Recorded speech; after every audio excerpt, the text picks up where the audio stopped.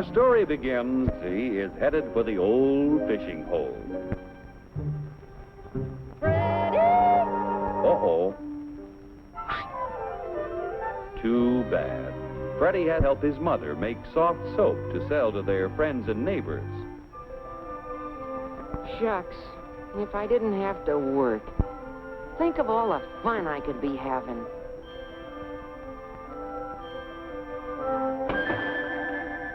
Gee. Freddie tries to figure out an easier and quicker way to make soap.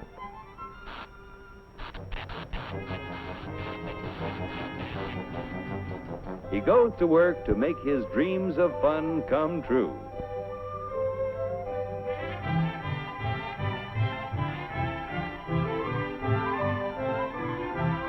After years of working night and day, Freddie's experiments bring success.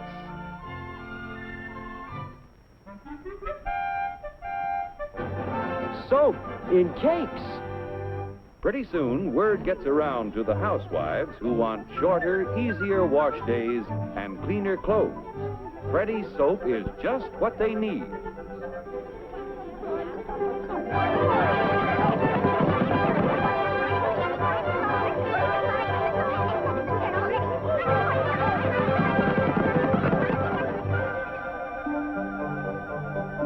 He invests his profits in larger quarters and new equipment to make enough soap to satisfy the demand. Finally, his dreams come true. Time off for fun on Saturday. Hey, Freddie, a guy can fish anytime.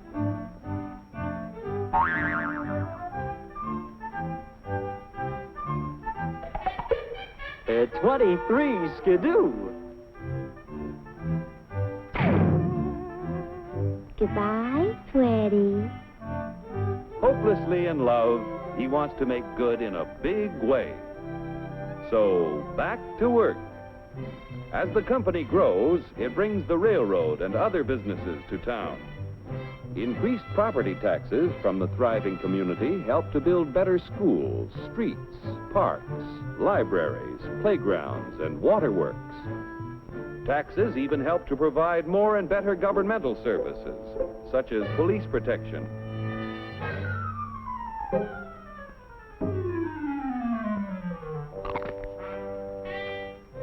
Before long, Freddie becomes a successful businessman.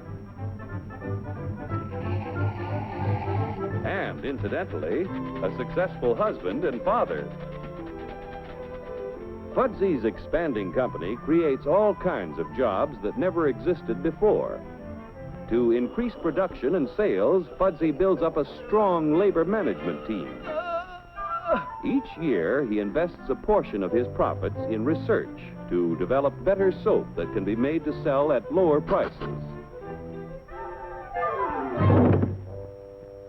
The Fudsy Company continues to grow with the years because it makes a good soap, which in competition with others sells at a fair price.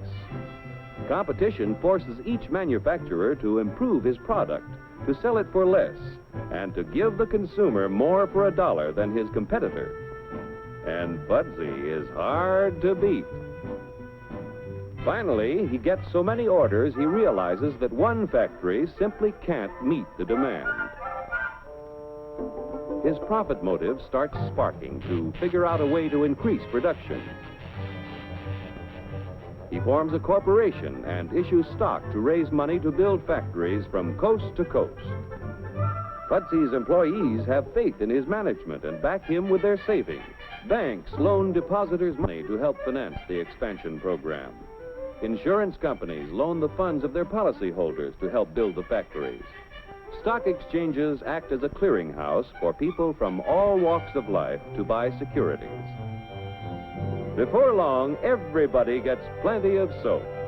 At last, Fudsy's success is complete. Soap City. The profit motive, which drove Fudsy to accomplish so much, may bring out the evil as well as the good. Hello? Fudsy, old boy, I've got a great idea.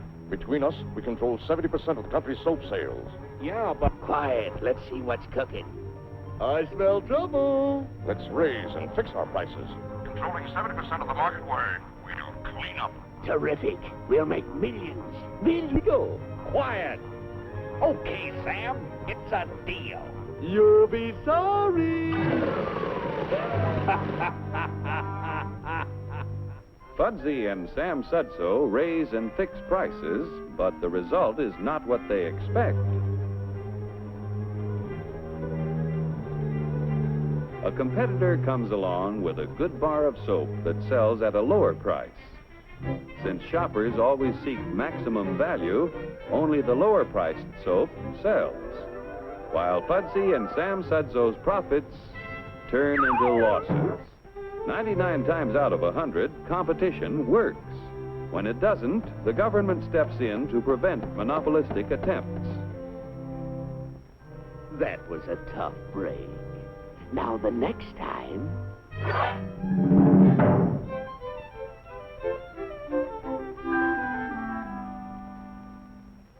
Only a business operating at a steady profit can give its workers security and employee benefits. Operating at a profit, a business can provide the employee with comfortable, colorful working conditions, high wages and steady employment, first aid and health protection, accident and life insurance, time off for vacations. The employee working for a profitable business can maintain a savings account, own his own home, and have plenty of leisure to enjoy the peace and quiet of family life. When investors receive fair dividends, they are eager to supply industry with a steady flow of capital to create new tools and plants, which in turn create new jobs. With business prosperous and employment high, the farmer has a ready and profitable market for the sale of his produce. When businesses all over the country operate at a steady profit, our economic health is tops. Billions in taxes paid out of profits flow into local, state, and governments. The profit motive has been the driving force back of the growth of American industry. The American system of free enterprise will give the young people of today the freedom of opportunity to develop ideas which will make a better way of life for the children of tomorrow.